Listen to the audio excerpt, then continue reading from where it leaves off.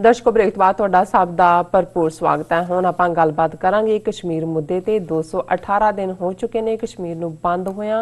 असी हमेशा ही तरह एवरी डे डॉक्टर साहब तुहाडे नाल अपने विचार साझे करते हैं। जो कश्मीरियां दी पीड़ है उसी तरह ही आपां सारे महसूस कर रहे हैं। सो जो जुल्म ने उसी तरह ही जारी ने। सो 80 लाख जो कश्मीरी ने उसी तरह ही खुली जेल दे विच डके हुए ने। हुण जम्मू कश्मीर दे जो हाई कोर्ट ने पैलेट्स गन्स उत्ते पाबंदी लाने तो ना कर दी है। जिस तरह कि तुहानूं पता है कि हज़ारां बच्चों दीयां अखां दी रोशनी है वो इन्हां पैलेट्स गन्स दे नाल ही जा चुकी है। सो हुण इस तरह जापदा है कि जो भारत दी जुडिशरी है वो भी हिंदू कातलां नाल रल चुकी है। सो हुण आपां इस उपर डॉक्टर साहब कोलों उन्हां दे विचार सुनन जा रहे हैं। सो असीं चाहांगे कि तुसीं साडे नाल इसे तरह ही बने रहना, देखण सुन लई और लिखण लई तुहाडा सब दा बहुत बहुत शुक्रिया जी। डॉक्टर साहब की कहना चाहोगे?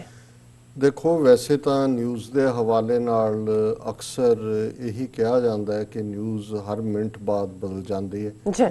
और जदों होर चीज़ां वड्डियां आ जांदियां ने तो फिर छोटियां वैसे ही गवाच जांदियां। बिल्कुल। जदों असी 218 दिनों की गल कर रहे हैं और मेरा ख्याल है पाकिस्तान के भी वड्डे हिस्से दे विच जिहड़े एकदम बाद 5 अगस्त तो लखां लोग सड़कों ते उतरे, कश्मीर सॉलीडैरिटी डे दे नां थल्ले भी और अदरवाइज भी हुण कोई एक्टिविटी नज़र नहीं आती है। ये असी उन्हां मजलूम कश्मीरियां दे उत्ते ही छड़ दिता है कि उन्होंने अपनी लड़ाई किवें लड़नी है। हालांकि भारतीय एजेंसियां पिछले 7 महीने तो जिवें कश्मीर दे विच एक पोलिटिकल पोलराइजेशन करने दे लई भी उन्होंने जिवें एक x PDP leader Altaf Bukhari उस तो एक पोलिटिकल पार्टी खड़ी करवाई है जिहदे सारियां धिरां दे बंदे ज्वाइन करवाए ने। इसे तरह उत्थे डेमोग्राफिक्स बदलियां जा रही हैं। ऑलरेडी जिस अंदाज दे विच ये ਜਿਹੜੇ ਇਹਨਾਂ ਦੇ ਸਾਰੇ ਹੀ ਰਿਲਾਇੰਸ ਤੋਂ ਲੈ ਕੇ ਦੂਜੇ ਦਾ ਜਿਹੜਾ ਟੋਲਾ ਹੈ ਇਹ ਜ਼ਮੀਨਾਂ ਜ਼ਮੂਨਾਂ ਲੈ ਕੇ ਹੋਟਲ ਔਰ ਦੂਜੇ ਵੀ ਕਰ ਰਹੇ ਨੇ। ਮਾਈਨਿੰਗ ਦੇ ਵਿੱਚ ਇੰਡਸਟਰੀ ਜਿਹੜੀ ਉਹਨਾਂ ਦੀ ਬਿਜ਼ਨਸ ਸੀ ਉਹਦੇ 'ਚ ਵੀ ਕਿਉਂਕਿ ਆਰਟੀਕਲ 370 ਖਤਮ ਹੋਣ ਨੇ ਬਾਕੀ ਸਾਰਾ ਪਾਰਟ ਹੀ ਖਤਮ ਕਰ ਦਿੱਤਾ ਹੈ। ਉਹਦੇ ਥੱਲੇ ਜਿਹੜਾ ਉਹ ਬੋਲੀ ਵੀ ਉਹਦੀ ਜਿਹੜੀ ਹੈ ਮਾਈਨਿੰਗ ਵਾਲੀ ਕਰੋੜਾਂ 'ਚ ਚਲੀ ਗਈ ਜਿਹੜੀ ਬਾਹਰਲੇ ਵਪਾਰੀਆਂ ਨੇ ਖਰੀਦੀ ਹੈ। ਔਰ ਉੱਥੇ ਕੀ ਚੱਲ ਰਿਹਾ ਹੈ ਹਾਲਾਂਕਿ इनिशियली जो आर्टिकल 370 खत्म किया गया तो इन्हों के दुम छले एक अद्धे अकाली लीडर ने भी दिल्ली च कहा कि जी देखो जम्मू कश्मीर च माइनॉरिटी कमीशन नहीं सी बनन दिंदे, सिखां नूं ये फायदा होएगा कि हुण आर्टिकल 370 नहीं है तो उन्होंने सिखां दे लई जिहड़ा वो माइनॉरिटी राइट मिलणगे। और कईयां ने कुछ किया है पर अज ही असीं जगमोहन सिंह रैणा जिहड़े कोआर्डीनेटर ने जम्मू कश्मीर सिख गुरुद्वारियां दी कमेटी दे उन्हां दे नाल मेरी गलबात हुई और मैं दस दियां कि अज 9:30 तो 10 दे टाइम दे विच गुफ्तगू प्रोग्राम च जगमोहन सिंह रैणा नाल जिहड़े श्रीनगर बेस्ड ने गलबात होएगी क्योंकि बाकी बहुत सारियां खबरां कश्मीर नाल रिलेटेड तो असीं डिस्कस करदे ही एवरी डे पर मैं उन्हां नूं इह कहा सी कि भी तुसीं सिखां नूं इस नाल की फायदा नुकसान होया और उन्होंने जड़ियाँ 2 गल्लां दसियां जिहदे ते वो गलबात भी करनगे कि पहले सिस्टम दे विच पंजाबी लैंगुएज एक रैकगनाइज लैंगुएज सी 3 लैंगुएज हुण इस सैटअप दे विच पंजाबी जबान का ही खात्मा कर दिता है जम्मू कश्मीर चों। और इस तरह उन्होंने कहा जी माइनॉरिटी कमीशन तो दूजे तो इन्होंने सिखां नूं की देना सी। पंडितां दे लई स्कीमां आ रही हैं कश्मीरी पंडितां नूं लिआउण लई।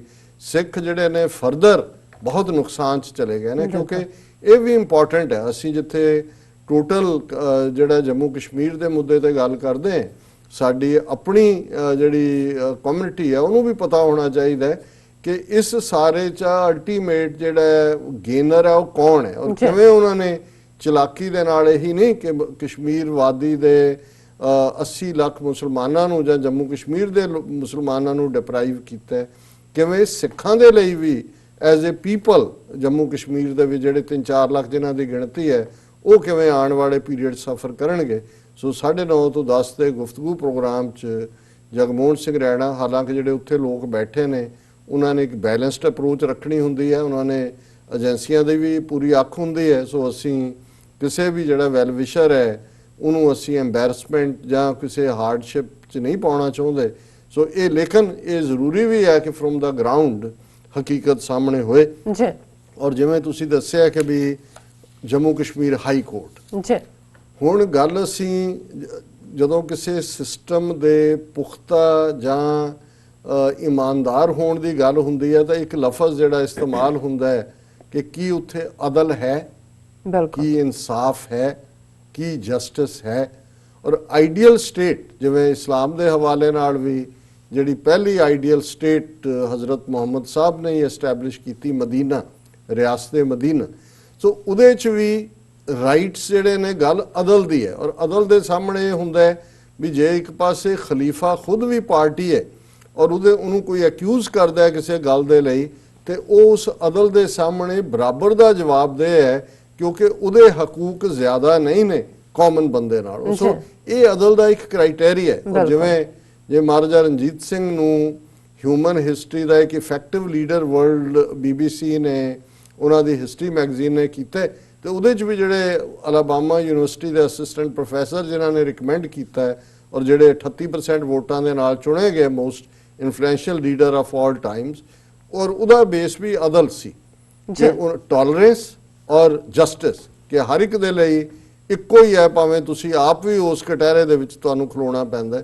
ਲੇਕਿਨ ਅੱਜ ਹਾਲਤ ਇਹ ਹੈ ਜੰਮੂ ਕਸ਼ਮੀਰ ਦਾ ਹਾਈ ਕੋਰਟ ਹੋਏ, ਦੁਨੀਆ ਭਰ 'ਚ ਉਹਦੇ 'ਚ United nation human right council ਦੀ ਜਿਹੜੀ 49 ਪੇਜ ਰਿਪੋਰਟ ਸੀ ਉਹਦੇ 'ਚ ਵੀ ਪੈਲਟ ਗਨਸ ਜਿਹੜੀਆਂ ਲਾਈਵ ਦੇ ਤੌਰ ਤੇ ਪ੍ਰੋਟੈਸਟ ਦੇ ਵਿੱਚ ਇਸਤੇਮਾਲ ਕੀਤੀਆਂ ਗਈਆਂ, ਔਰ ਉਹ ਫਿਗਰ ਸਾਹਮਣੇ ਹੈ ਕਿ ਸੈਂਕੜਿਆਂ ਦੀ ਗਿਣਤੀ ਦੇ ਵਿੱਚ ਬੱਚੇ ਔਰ ਬੱਚੀਆਂ, ਸਕੂਲਾਂ ਦੇ ਬੱਚੇ ਜਿਨ੍ਹਾਂ ਕੋਲ ਕੁਝ ਨਹੀਂ ਹੈ, ਬਾਹਰ ਨਿਕਲਦੇ ਆ, ਉਹ ਆਜ਼ਾਦੀ ਕਰਦੇ ਨੇ, ਉਹਨਾਂ ਨੂੰ ਡਾਇਰੈਕਟ ਪੈਲਟ ਗਨਸ ਨਾਲ ਹਿੱਟ ਕਰਕੇ ਉਹਨਾਂ ਨੂੰ ਨਬੀਨੇ ਬਣਾ ਦਿੱਤਾ ਗਿਆ, ਉਹਨਾਂ ਦੇ ਅੱਖਾਂ ਦਾ ਨੂਰ ਖਤਮ ਹੋ ਗਿਆ।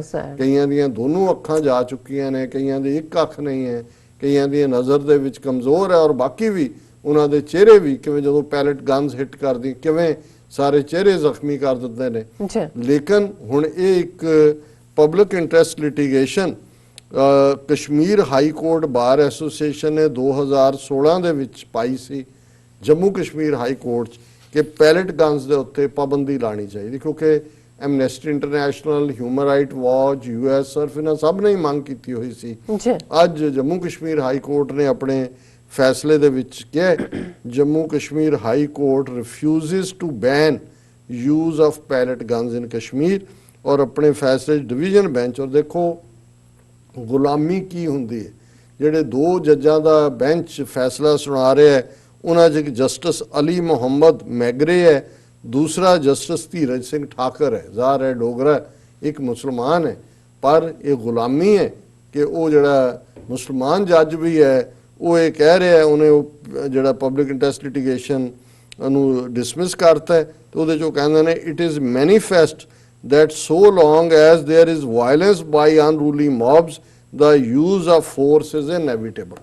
ਪਹਿਲੀ ਗੱਲ ਤਾਂ ਉਹ ਮੌਬ ਅਨਰੂਲੀ ਨਹੀਂ ਹੈ, ਸਕੂਲਾਂ ਦੇ ਬੱਚੇ ਨੇ, ਫਿਰ ਉਹ ਕਹਿ ਰਿਹਾ ਨਾ ਕਿ ਜੇ ਫੋਰਸ ਜਿੰਨੀ ਮਰਜ਼ੀ ਕੋਈ ਯੂਜ਼ ਕਰੇ ਪੁਲਿਸ ਉਹਦੇ ਤੇ ਤਾਂ ਕੋਈ ਨਹੀਂ ਹੈ, ਕਿਉਂਕਿ ਇਹ ਉਹਨਾਂ ਦਾ ਹੱਕ ਹੈ ਕਿ what kind of force has to be used at a relevant point of time or in given situation and police has to be decided by the persons in charge of the place where the attack is। कौन attack कर रहे हैं, लेकिन ये गल साबित कर दी है कि अज ये नहीं कि सुप्रीम कोर्ट बायज हो के पिछले 7 महीने तो उहदे ते बैठा होया आर्टिकल 370 और उस दी कॉन्स्टिट्यूशनैलिटी नूं नहीं डिसाइड कर रहा, पर जम्मू कश्मीर हाई कोर्ट अगों पहला ही उत्थे फौज लाई हुई है, पर पुलिस नूं भी ये कह रहा है कि उड़ा दिओ, कर दिओ अन्ने, कोई गल नहीं है, ये तुहाडा राइट है अन्ने करना। और एक पासे ये चल रहा ਜਿਹੜੇ ਹੁਣ ਹਮਦਰਦ ਵੀ ਨੇ ਉੱਥੋਂ ਦੇ ਜਿਹੜੇ ਉਹਨਾਂ 'ਚ ਭਾਵੇਂ ਮਮਤਾ ਬੈਨਰਜੀ ਦੀ ਪਾਰਟੀ ਹੈ ਜਾਂ ਕਾਂਗਰਸ ਦੇ ਨੇ, ਉਹ ਜੇ ਡਿਮਾਂਡ ਕਰ ਰਹੇ ਨੇ ਕਿ ਜੀ ਰਿਲੀਜ਼ ਕਰੋ, ਕਹਿ ਰਹੇ ਜੀ ਉਹਨੂੰ ਉਮਰ ਅਬਦੁੱਲਾ ਨੂੰ ਰਿਲੀਜ਼ ਕਰੋ, ਫਰੂਖ ਅਬਦੁੱਲਾ ਨੂੰ ਕਰੋ, ਮੁਫਤੀ ਮਹਿਬੂਬਾ ਨੂੰ ਕਰੋ, ਪਰ ਕਿਸੇ ਨੇ ਇਹ ਨਹੀਂ ਕਿ ਭਾਈ ਜਿਹੜੇ ਤੁਸੀਂ ਹਜ਼ਾਰਾਂ ਬੰਦੇ ਬੇਗੁਨਾਹ ਫੜੇ ਹੋਏ ਨੇ ਉਹਨਾਂ ਨੂੰ ਰਿਲੀਜ਼ ਕਰੋ। ਔਰ ਮੈਂ ਸਮਝਦਾ ਅਗੇਨ ਇਹ ਸਿੱਖਾਂ ਦੇ ਹਿੱਸੇ ਆਇਆ, दल खालसा ने इस दे उत्ते स्टेटमेंट भी दी है, प्रोटेस्ट भी किया है, और उन्होंने कहा seek release of Kashmiri prisoners instead few selective ones Dal Khalsa to 6 opposition parties, क्योंकि 6 ऑपोजिशन पार्टीज ने इन्होंने 3 ही एक्स चीफ मिनिस्टर्स की रिलीज की मांग की है ਔਰ ਦਰਸ਼ਕ ਸਕਰੀਨ ਤੇ ਦੇਖ ਸਕਦੇ ਨੇ ਜੀ। ਕਿ ਉਸ ਪ੍ਰੋਟੈਸਟ ਦੇ ਵਿੱਚ ਇੱਕ ਸਿੱਖ ਯੰਗ ਮੈਨ ਜਿਹੜਾ ਹੈ, ਗਲ ਦੇ ਹੱਥ ਦੇ ਵਿੱਚ ਪਲੈਕ ਜਿਹਦੇ 'ਚ ਆ ਕੇ release all mainstream and pro freedom people,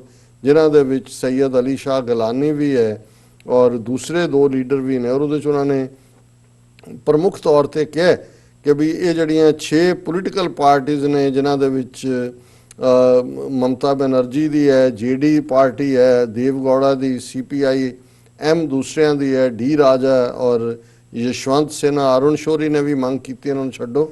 ਉਹਨਾਂ ਨੇ ਕਿਹਾ ਦਾ ਆਰਗੇਨਾਈਜੇਸ਼ਨ ਦਲ ਖਾਲਸਾ ਟਰਮਸ ਦਾ demand of these parties selective, indifferent and short of complete justice, lacking the will to catch the bull by its horn। ਕਿ ਇਹ ਸਿਰਫ ਇਹਨਾਂ ਤਿੰਨਾਂ ਦੀ ਕਿਉਂ ਰਿਹਾਈ ਮੰਗ ਰਹੇ ਨੇ, ਕਿਉਂ ਨਹੀਂ ਇਹ ਕਹਿੰਦੇ ਉਹਨਾਂ ਨੇ ਜਿਹੜੀ ਦਲ ਖਾਲਸਾ ਦੀ ਸਟੇਟਮੈਂਟ 'ਚ ਕਿਹਾ ਕਿ ਵੀ ਇਹ ਜਿਹੜਾ ਫੋਰਨ ਡਿਗਨਿਟਰੀਜ਼ ਵਰ ਸੈਲੈਕਟਿਵਲੀ ਚੂਜ਼ਨ ਟੂ ਵਿਜ਼ਿਟ ਦਾ ਵੈਲੀ, ਜਿਵੇਂ ਉਹਨਾਂ ਨੇ ਸਿਲੈਕਟਿਵ ਭੇਜੇ, ਇਸੇ ਤਰ੍ਹਾਂ ਇਹ ਪੋਲੀਟੀਕਲ ਪਾਰਟੀਆਂ ਵੀ ਕਰ ਰਹੀਆਂ ਸਿਲੈਕਟਿਵ। ਉਹਨਾਂ ਨੇ ਇਹ ਕਿਹਾ कि भी hundreds of Kashmiris have been languishing in jails across the country. That includes leaders and activists from mainstream and pro-freedom camps since last month. Kashmiri nationalist leader Gilani was under indefinite detention and his health has worsened, but unfortunately the Indian civil society and international committee's mum, even Advocate Qum, president of Jammu and Kashmir High Court Bar Association, was reeling behind bars and his health has deteriorated, but nobody is demanding their release. So मैं appreciate करदे दल खालसा ਨੂੰ ਕਿ ਉਹਨਾਂ ਨੇ ਜਿੱਥੇ ਇਹ ਗੱਲ ਲਿਆਂਦੀ ਹੈ ਕਿ ਵੀ ਇਹ ਸਾਨੂੰ ਸਿਲੈਕਟਿਵ, ਕਿਉਂਕਿ ਉਹਨਾਂ ਤਿੰਨਾਂ ਨੇ ਤਾਂ ਤਿੰਨੋਂ ਹੀ ਪੋਲੀਟੀਕਲ ਪਹਿਲਾਂ ਹੀ ਪ੍ਰੋ ਇੰਡੀਆ ਨੇ, ਉਹਨਾਂ ਨੇ ਤਾਂ ਬਾਹਰ ਨਿਕਲ ਕੇ ਜਿਹੜੀ ਇਹਨੇ ਅਲਤਾਫ ਬੁਖਾਰੀ ਨੇ ਕੀਤੀ ਹੈ ਪਾਰਟੀ ਦੇ ਨਾਲ ਰਲ ਜਾਣਗੇ ਜਾਂ ਕੋਈ ਹੋਰ ਸੌਦੇਬਾਜ਼ੀ ਕਰਨਗੇ, ਪਰ ਅਸਲੀ ਉੱਥੇ ਮੀਰਵਾਇਜ਼ ਉਮਰ ਫਾਰੂਕ ਜਾਂ ਸੈਯਦ ਅਲੀ ਸ਼ਾਹ ਗਿਲਾਨੀ ਜਾਂ ਬਾਰ ਐਸੋਸੀਏਸ਼ਨ ਵਾਲੇ ਜਾਂ ਫਰੀडम ਫਾਈਟਰ ਨੇ, ਉਹਨਾਂ ਨੇ ਕਿਹਾ ਜੀ ਉਹਨਾਂ ਨੂੰ ਰਿਲੀਜ਼ ਕਰੋ। ਬਿਲਕੁਲ ਡਾਕਟਰ ਸਾਹਿਬ, ਹੁਣ ਆਪਾਂ ਆਪਣੇ ਦਰਸ਼ਕਾਂ ਦੇ ਮੈਸੇਜ ਨੇ ਉਹ ਲੈ ਰਹੇ ਹਾਂ, ਸ਼ੇਅਰ ਕਰਨ ਜਾ ਰਹੇ ਹਾਂ। ਸੈਫ ਸੁਨਾਨੀ ਜੀ ਸਾਨੂੰ ਹਮੇਸ਼ਾ ਤਰ੍ਹਾਂ ਆਪਣਾ ਪਿਆਰ ਭੇਜਦੇ ਨੇ। ਆਸਿਮ ਦੁੱਗਲ ਜੀ ਕਹਿੰਦੇ ਨੇ doctor Sahib, for me India service at least 2 year, what do you think? India, ਤੁਹਾਡਾ ਸਵਾਲ ਦੁੱਗਲ ਸਾਹਿਬ ਕਲੀਅਰ ਨਹੀਂ ਹੋਇਆ ਵੀ ਤੁਸੀਂ ਜੀ। ਬਲਵਿੰਦਰ ਸਿੰਘ ਜੀ ਲਿਖਦੇ ਨੇ, ਖਾਲਸਾ ਜੀ ਹੁਣ ਤਾਂ ਟਰਾਲਾ 2 ਘੰਟੇ ਪਹਿਲਾਂ ਹੀ ਖੜਾ ਕਰ ਦਿੰਦੇ ਹਾਂ ਲਾਈਵ ਵੇਖਣ ਲਈ। ਅਸੀਂ ਵਿਸਾਖਾਪਟਨਮ ਤੋਂ ਕੇਰਲਾ ਕੰਨਿਆ ਕੁਮਾਰੀ ਨੂੰ ਡਰਾਈਵ ਕਰਦੇ ਹਾਂ। So nice, thank you so much Balwinder Singh ji. ਤੁਹਾਡੇ ਵਰਗੇ ਵੀਰ ਜਦੋਂ ਇੰਨੀ ਅਹਿਮੀਅਤ ਦਿੰਦੇ ਨੇ ਤਾਂ ਸਾਨੂੰ ਲੱਗਦਾ ਹੈ ਵੀ ਜੋ ਅਸੀਂ ਕਰ ਰਹੇ ਹਾਂ ਉਹ ਵਰਥ ਹੈ। ਸੀਕਿੰਗ ਟਰੂਥ ਜੀ ਕਹਿੰਦੇ ਨੇ ਕਿ ਡਾਕਟਰ ਸਾਹਿਬ finally world is waking up slowly but surely against Indian atrocities। Khalsa ਜ਼ਿੰਦਾਬਾਦ। ਜ਼ਿੰਦਾਬਾਦ ਜ਼ਿੰਦਾਬਾਦ। ਤੁਸੀਂ ਠੀਕ ਕਹਿ ਰਹੇ ਹੋ। ਹੋਪਫੁਲੀ ਕੋਈ ਐਕਸ਼ਨ ਵੀ ਹੋਏ, ਅਦਰਵਾਈਜ਼ ਕੋਈ ਸ਼ੱਕ ਨਹੀਂ ਹੈ ਕਿ ਇੰਡੀਆ ਦੀ ਇਸ ਵੇਲੇ ਤੋਏ ਤਾਂ ਹੋ ਰਹੀ ਹੈ ਇੰਟਰਨੈਸ਼ਨਲ ਪਲੇਟਫਾਰਮ। ਜੀ ਪਾਕ ਡਿਫੈਂਡਰ ਜੀ ਸਾਨੂੰ ਸਤਿ ਸ਼੍ਰੀ ਅਕਾਲ ਬੁਲਾਉਂਦੇ ਨੇ ਔਰ ਕਹਿੰਦੇ ਨੇ ਖਾਲਸਾ ਜ਼ਿੰਦਾਬਾਦ। ਪ੍ਰਵਿੰਦਰ ਕੌਰ ਜੀ ਲਿਖਦੇ ਨੇ, where's the kids videos of a Sikh study circle. ਭੈਣ ਜੀ ਪ੍ਰਵਿੰਦਰ ਕੌਰ ਜੀ, ਅਸੀਂ ਇਸ ਦੇ ਉੱਤੇ ਕੰਮ ਕਰ ਰਹੇ ਹਾਂ ਆਲਰੇਡੀ, ਜਿਹੜੀ ਐਡੀਟਿੰਗ ਚੱਲ ਰਹੀ ਹੈ ਔਰ ਬਹੁਤ ਜਲਦੀ ਅਸੀਂ ਇਸ ਬਾਰੇ ਇਸ ਨੂੰ ਜਿਹੜਾ ਟੈਲੀਕਾਸਟ ਕਰਾਂਗੇ ਔਰ ਤੁਹਾਨੂੰ ਜ਼ਰੂਰ ਪਤਾ ਵੀ ਹੋਏਗਾ। ਜੀ ਅਲੀ ਲਿਆਜ਼ ਲਿਖਤੇ ਨੇ, ਡਾਕਟਰ ਸਾਹਿਬ ਸਲਾਮ ਅਰਜ਼ ਹੈ ਔਰ ਖਾਲਸਾ ਜ਼ਿੰਦਾਬਾਦ ਪਾਕਿਸਤਾਨ ਜ਼ਿੰਦਾਬਾਦ ਦੇ ਨਾਰੇ ਤੋਂ ਇਲਾਵਾ ਅਸੀਂ ਕੀ ਕਰਦੇ ਪਏ ਹਾਂ, ਖਾਲਿਸਤਾਨ ਦਾ ਵਜੂਦ ਅਸੀਂ ਕਦੋਂ ਵੇਖ ਸਕਦੇ ਹਾਂ? ਅਲੀ ਇਜ਼ਾਜ਼ ਜੀ, ਜਿਹੜੇ ਨਾਰੇ ਹੁੰਦੇ ਨੇ ਇਹ ਤਾਂ ਤੁਹਾਡੀ ਇੱਕ ਡਿਫਾਈਂਸ ਵੀ ਹੁੰਦੀ ਹੈ ਔਰ ਇਹ ਯਾਦ ਦਹਾਨੀ ਵੀ ਹੁੰਦੀ ਹੈ ਜੀ। ਬਾਕੀ ਜਿਹੜੀਆਂ ਮੂਵਮੈਂਟਸ ਨੇ ਉਹਨਾਂ ਦੇ ਕਈ ਫੇਜ਼ਸ ਨੇ ਔਰ ਇਸ ਵੇਲੇ ਐਕਟੀਵਿਟੀ ਬਹੁਤ ਸਾਰੇ ਲੈਵਲਸ ਦੇ ਉੱਤੇ ਚੱਲ ਰਹੀ ਹੈ। ਜੇ ਤੁਸੀਂ ਸਾਡੇ ਪ੍ਰੋਗਰਾਮਾਂ ਨਾਲ ਜੁੜੇ ਰਹੋਗੇ ਤਾਂ ਤੁਹਾਨੂੰ ਇਹਦਾ ਜ਼ਰੂਰ ਅਹਿਸਾਸ ਹੋਏਗਾ ਕਿ ਜਿਹੜਾ ਆਉਣ ਵਾਲੇ ਪੀਰੀਅਡਸ ਵੀ ਕਿ ਕਿਵੇਂ ਅਸੀਂ ਆਪਣੀ ਮੰਜ਼ਿਲ ਵੱਲ ਵਧ ਰਹੇ ਹਾਂ। ਜੀ ਫਖਰ ਜ਼ਮਾਨ ਲਿਖਦੇ हैं, डॉक्टर साहब जिंदाबाद खालिस्तान पाकिस्तान जिंदाबाद। डॉक्टर साहब मैं आपके तजिया से मुकम्मल एग्री हूँ। बहुत बहुत शुक्रिया फखर जमान जी। साडी कोशिश हुंदी है सच दी तह तक जाण दी। ਅਸੀਂ ਗਲਤ ਵੀ ਹੋ ਸਕਦੇ ਹਾਂ ਪਰ ਸਾਡੀ ਪਹੁੰਚ ਇਮਾਨਦਾਰ ਹੁੰਦੀ ਹੈ ਕਿਸੇ ਇਸ਼ੂ ਨੂੰ ਸਮਝਣ ਦੀ। ਜੀ ਬਲਵਿੰਦਰ ਸਿੰਘ ਜੀ ਫੇਰ ਲਿਖਦੇ ਨੇ, ਸਿੰਘ ਸਾਹਿਬ ਜੀ ਸਾਊਥ ਦੇ ਲੜਕੇ ਆਪਣੀਆਂ ਗੱਡੀਆਂ ਤੇ ਡਰਾਈਵਿੰਗ ਕਰਦੇ ਹਨ, ਉਹ ਇਹਨਾਂ ਹਿੰਦੂਵਾਦੀਆਂ ਨੂੰ ਬਹੁਤ ਨਫ਼ਰਤ ਕਰਦੇ ਹਨ, ਉਹ ਇਮਾਨਦਾਰ ਲੋਕ ਹਨ। ਦੇਖੋ ਹੁਣ ਦੇਖਣ ਵਾਲੀ ਗੱਲ ਇਹ ਹੈ ਵੀ ਸਾਊਥ ਦੇ ਵਿੱਚ ਵੀ ਜੇ ਆਪਣੀ ਆਜ਼ਾਦੀ ਦੀ ਔਰ ਇਸ ਹਿੰਦੂਤਵਾ ਦੇ ਖਿਲਾਫ ਇੱਕ ਆਵਾਜ਼ ਉੱਠੇਗੀ ਤੇ ਫਿਰ ਇਹ ਟੁਕੜੇ ਟੁਕੜੇ ਹੋਣ ਵੱਲ ਭਾਰਤ ਵਧੇਗਾ। ਇਹਦੇ 'ਚ ਕੋਈ ਸ਼ੱਕ ਨਹੀਂ ਹੈ ਕਿ ਸਾਊਥ ਦੇ ਉੱਤੇ ਵੀ ਇਹ ਹਿੰਦੂਤਵੀ ਆਪਣਾ ਗਲਬਾ ਪਾਉਣ ਦੀ ਕੋਸ਼ਿਸ਼ ਕਰ ਰਹੇ ਨੇ, ਜਿਹਨੂੰ ਉਹ ਰੈਜ਼ਿਸਟ ਕਰਦੇ ਨੇ। जी नासिर मुनीब जी कहते हैं कि अमित शाह और मोदी और 1 साल रह गए तो इंडिया के टोटे टोटे कर देंगे। हाँ जी, हाँ जी, इंशाअल्लाह। फारिक लिखते ने कि डॉक्टर साहब इस उन्होंने लिखा डॉक्टर साहब इज द ग्रेट। सो ਤਾਂ ਰੱਬ ਦਾ फिर ਨਾਮ ਹੈ ਫਖਰ ਇਕਬਾਲ ਜੀ, ਪਰ ਤੁਹਾਡਾ ਸ਼ੁਕਰੀਆ, ਤੁਸੀਂ ਸਾਨੂੰ ਪਿਆਰ ਕਰਦੇ ਹੋ। बिल्कुल सुरेंद्र सिंह जी कहते हैं वाहिगुरू जी मेहर करन। आतिक और रहमान जी लिखते हैं डॉक्टर साहब यू आर अमेजिंगली ਅਮੇਜ਼ਿੰਗਲੀ ਸਵੀਟ, ਬਹੁਤ ਬਹੁਤ ਫਿਰ ਲਿਖਿਆ ਸ਼ੁਕਰੀਆ। ਮਾਈ ਲੌਬੀ। ਹਾਂ, ਇਹਨਾਂ ਨੇ ਪੁੱਛਿਆ ਕਿ ਵੀ ਇਹ ਕਹਿੰਦੇ ਨੇ ਵੀ ਮੇਰਾ ਨਾਮ ਖਾਲਿਦ ਹੈ ਨੀਦਰਲੈਂਡ ਤੋਂ, is there any law in India that says not to do business with Muslims. ਇਸ ਕਿਸਮ ਦਾ ਕਾਨੂੰਨ ਤਾਂ ਮੈਨੂੰ ਨਹੀਂ ਪਤਾ ਕਿ ਕੋਈ ਹੈ, ਮੇਰਾ ਨਹੀਂ ਖਿਆਲ ਹੈ, ਲੇਕਿਨ ਅਨਰਿਟਨ ਕਾਨੂੰਨ ਜ਼ਰੂਰ ਹੈ, ਕਿਉਂਕਿ ਮੁਸਲਮਾਨ ਦੇ ਲਈ ਉਹਨਾਂ ਦੀ ਜ਼ਬਾਨ ਦੇ ਵਿੱਚ ਵੀ ਲਫ਼ਜ਼ ਮਲੇਛ ਹੈ ਔਰ ਇਹ ਅਨਰਿਟਨ ਲਾਅ ਹੈ। ਨਾ ਮੁਸਲਮਾਨਾਂ ਦੇ ਲਈ ਨੌਕਰੀਆਂ ਨੇ, ਪੁਲਿਸ ਔਰ ਫੌਜ ਦੇ ਵਿੱਚ ਵੀ ਬਹੁਤ ਘੱਟ ਉਹਨਾਂ ਦੀ ਜੇ ਪਰਸੈਂਟੇਜ 15-16% ਨੇ ਪਾਪੂਲੇਸ਼ਨ ਦਾ ਤੇ ਲੈਸ ਦੈਨ 1% ਨੇ। ਔਰ ਕਾਰੋਬਾਰਾਂ ਦੇ ਵਿੱਚ ਵੀ ਜਿਹੜਾ ਇਹ ਅਨਰਿਟਨ ਹੈ, ਜਿਹੜੇ ਖਾਸ ਤੌਰ ਤੇ ਹਿੰਦੂ ਮਹਾਸਭਾ ਜਾਂ ਵਿਸ਼ਵ ਹਿੰਦੂ ਪਰਿਸ਼ਦ ਜਾਂ RSS ਉਹਨਾਂ ਦੇ ਸਪੀਕਰ ਓਪਨਲੀ ਕਾਲ ਦਿੰਦੇ ਨੇ ਕਿ ਮੁਸਲਮਾਨਾਂ ਦਾ ਬਾਈਕਾਟ ਕਰੋ। ਈਵਨ ਦਿੱਲੀ 'ਚ ਮੁਸਲਮਾਨਾਂ ਦੇ ਖਿਲਾਫ ਹਿੰਸਾ ਤੋਂ ਬਾਅਦ ਵੀ ਇਹ ਸਟੇਟਮੈਂਟਾਂ ਆਈਆਂ ਕਿ ਮੁਸਲਮਾਨਾਂ ਦਾ ਬਾਈਕਾਟ ਕरो, पर कोई लॉ मेरा नहीं ख्याल इस किस्म का। मोहम्मद चौधरी जी लिखते हैं डॉक्टर साहब and sister Neelam I have missed you Monday and Tuesday. We miss you too. So नहीं, ट्यूसडे मेरा ख्याल है वक्त ਦਾ ਤੁਸੀਂ ਨਹੀਂ ਦੇਖਿਆ। ਹਾਂ, ਕਿਉਂਕਿ ਅਮਰੀਕਾ ਦੇ ਵਿੱਚ ਜਿਹੜਾ ਘੜੀਆਂ ਉਹ 1 ਘੰਟਾ ਅੱਗੇ ਕਰ ਦਿੱਤੀਆਂ ਤੇ ਤੁਸੀਂ ਜਿੱਥੇ ਵੀ ਹਾਂ ਤੁਸੀਂ ਜਿੱਥੇ ਵੀ ਹੋ ਜਿਹੜੇ ਟਾਈਮ ਤੇ ਅੱਗੇ ਦੇਖਦੇ ਸੀ ਘੰਟਾ ਪਿੱਛੇ ਚਲੇ ਜਾਓ। ਹਾਂ, ਭਾਵੇਂ ਜਾਗਣਾ ਵੀ ਪਏ। ਜਾਗਣਾ ਮੇਰੇ ਖਿਆਲ ਇਹਨਾਂ ਦੇ 4 ਵਜੇ ਹੁੰਦੇ ਨੇ ਉੱਥੇ। ਪਰ ਅਸੀਂ ਬੇਬਸ ਹਾਂ, ਹੁਣ ਕੀ ਕਰੀਏ, ਇਹ ਅਮਰੀਕਾ ਵਾਲੀ ਘੜੀਆਂ ਬਦਲ ਦਿੰਦੇ ਨੇ। ਮੇਰੇ ਖਿਆਲ 'ਚ ਹੁਣ ਆਪਾਂ ਬ੍ਰੇਕ ਲੈ ਲੈਣੇ ਆ ਕਿਉਂਕਿ ਟਾਈਮ ਵੀ ਹੋ ਗਿਆ। ਮੈਸੇਜ ਤੇ ਬੜੇ ਵਧੀਆ ਨੇ ਪੜਨ ਵਾਲੇ। ਵੈਸੇ ਤਾਂ ਅਬਦੁਲਦਾਰ ਕਹਿੰਦੇ ਨੇ ਸਟੋਰੀ ਆਫ ਰਾ ਐਂਡ ਮੋਦੀ ਇਜ਼ ਓਵਰ ਇਨ ਅਫਗਾਨਿਸਤਾਨ, ਖਾਲਿਸਤਾਨ ਜ਼ਿੰਦਾਬਾਦ। ਅਬਦੁਲ ਜੀ ਅਜੇ ਇਹ ਹਟਣਗੇ ਨਹੀਂ, ਸ਼ੈਤਾਨ ਦੀ ਔਲਾਦ ਨੇ, ਲੇਕਿਨ ਇਹ ਹੈ ਕਿ ਜਿਹੜਾ ਸਮਝੌਤਾ ਹੈ ਉਹ ਪਟੜੀ ਦੇ ਉੱਤੇ ਜ਼ਰੂਰ ਹੈ, ਕਿਉਂਕਿ UN ਸਿਕਿਉਰਿਟੀ ਕਾਉਂਸਲ ਦੀ ਐਂਡੋਰਸਮੈਂਟ ਇੱਕ ਬਹੁਤ ਵੱਡੀ ਡਿਵੈਲਪਮੈਂਟ। ਵਿਊਅਰਸ ਲਿਖਣ ਲਈ ਤੁਹਾਡਾ ਬਹੁਤ ਬਹੁਤ ਸ਼ੁਕਰੀਆ। ਇੱਥੇ ਲੈਣੇ ਆ ਬ੍ਰੇਕ। ਵਿਊਅਰਸ ਤੁਸੀਂ ਨਹੀਂ ਇਸੇ ਤਰ੍ਹਾਂ ਹੀ ਬਣੇ ਰਹਿਣਾ। ਮਿਲਦੇ ਆ ਆਫਟਰ ਦਿਸ ਸ਼ਾਰਟ ਬ੍ਰੇਕ।